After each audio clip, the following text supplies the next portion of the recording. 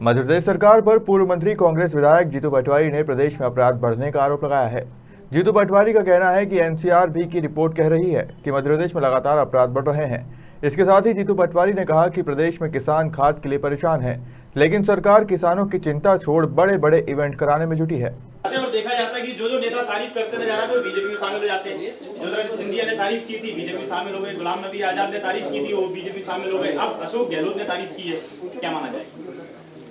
जहाँ तक प्रश्न है, बहुत सीनियर नेता हैं अशोक गहलोत जी, और राजनीति में एक पद का अपनी गरिमा होती है। देश के प्रधानमंत्री हैं। उनके कर्मों को, उनके कार्यों को क्रिटिसाइज करना और उसको आईना दिखाना हमारा धर्म है, विपक्ष का धर्म है। क्या ये सवाल नहीं है देश में कि 2 करोड़ रोजगार की बात हुई थी? नरेंद्र मोदी जी ने 16 करोड़ रोजगार की बजाय 75,000 रोजगार अभी थोड़े दिन पहले दिए, जो रेगुलर चलते हैं। क्या इस देश में ये हालात नहीं है कि विश्व का सबसे बड़ा कर्जदार प्रदेश हमारा बन गया? क्या इस देश में ये आज आवश्यकता नहीं है कि क्या हुआ स्टार्टअप इंडिया का, क्या हुआ स्टैंड अप इंडिया का, क्या हुआ उन नीतियों का जो 2014 में नरेंद्र मोदी जी ने की थी?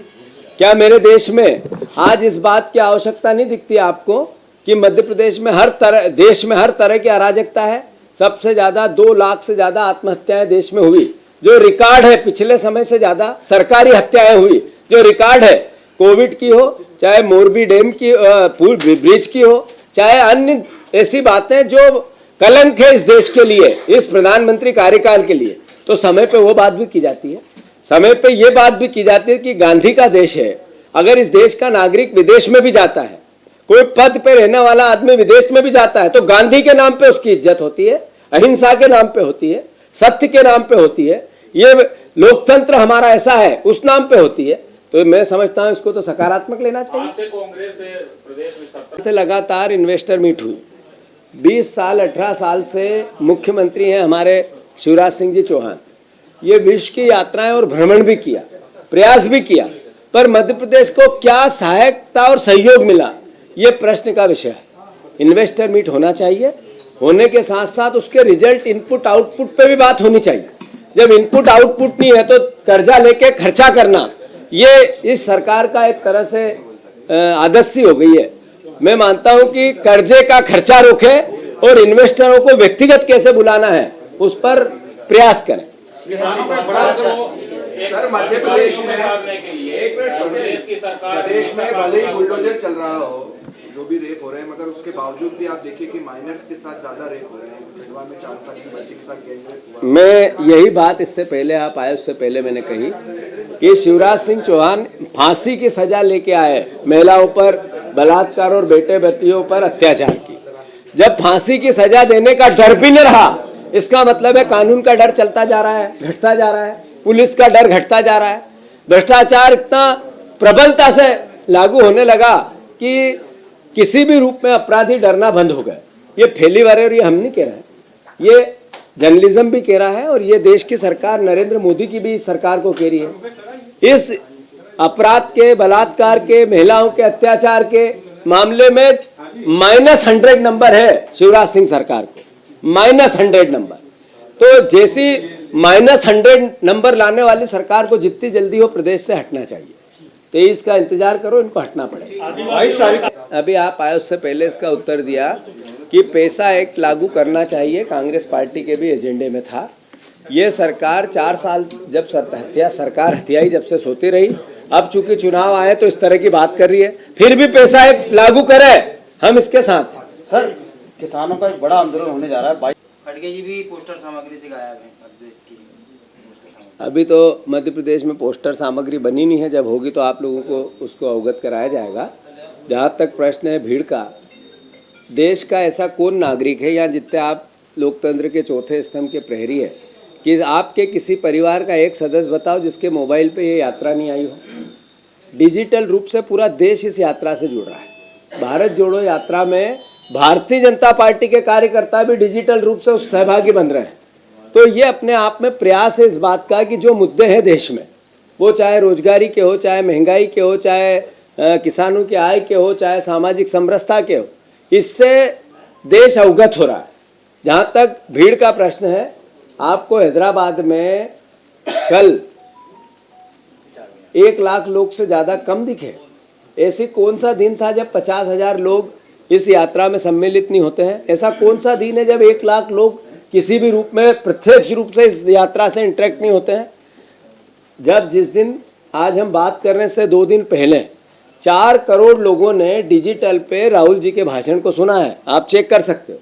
4 करोड़ लोग, अगर किसी एक राजनेता, आज तक कोई भी इतना बड़ा मैसेज देश में नहीं हुआ, राजनीतिक रूप से नहीं हुआ, न सत्ता में बैठे हुए देश के नेताओं का हुआ, न विपक्ष में बैठे हुए हुआ, तो ये अपने आप में सार्थकता है कि जो राहुल जी मुद्दे उठा रहे हैं उससे देश की जनता जुड़ती जा रही है। इन्वेस्टर मीट करवा रही है। लेकर पीएससी की एग्जाम को लेकर लगातार आंदोलन हो रहा है। आप किस मिट्टी के बने हैं कि पीएससी के जितने विद्यार्थी हैं यहाँ पर आ के उनने डंडे खाए, पर आपके कानों में जू नहीं रहेंगी। उन विद्यार्थियों को आप किस तरीके से आगे डील करेंगे, किस तरीके से उनका भविष्य बनाएंगे? हमारे ही तो बच्चे हैं, वो आप ही के तो बच्चे हैं, इस प्रदेश के तो हैं, पर आप आपकी राजनीतिक मस्ती में, मौज में, आप राजनीतिक रूप से सत्ता को हथियाकर उसको भोगने में लगे हैं, किसी भी वर्ग के साथ न्याय नहीं करते। तो मैं फिर से मुख्यमंत्री से अनुरोध करता हूं, जहां तक कांग्रेस पार्टी का सवाल है, हम ये बातें लगातार करते आ रहे हैं। भारत जोड़ो यात्रा में राहुल गांधी जी भी इस बात को बड़ी प्रमुखता से करेंगे।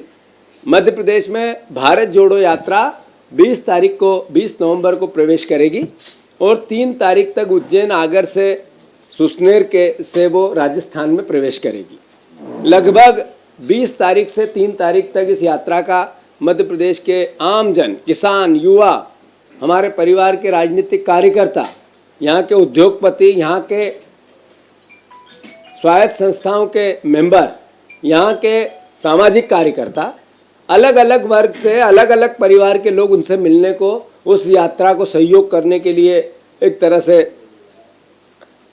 बहुत उत्साहित है। मैं मानता हूँ ये सारी घटनाएं मध्य प्रदेश में आने वाले समय में मध्य प्रदेश कांग्रेस की ओर आशा भरी निगाह से आम जनता देखती है। फिर से वो मध्य प्रदेश में हमारी सरकार, कमलनाथ की सरकार बने, इसके लिए आम जन की संभावनाएं, भावनाएं हमारे साथ जुड़ती जा रही है। मैं मानता हूं कि ये सारी घटनाएं मध्य प्रदेश में मुख्यमंत्री संज्ञान में लेंगे और उन पर निर्णय भी लेंगे। अनिर्णय के दौर से मेरा प्रदेश चल रहा है। मुख्यमंत्री बना रहा हूं इसलिए अराजकता हद दर्जे की चल रही है।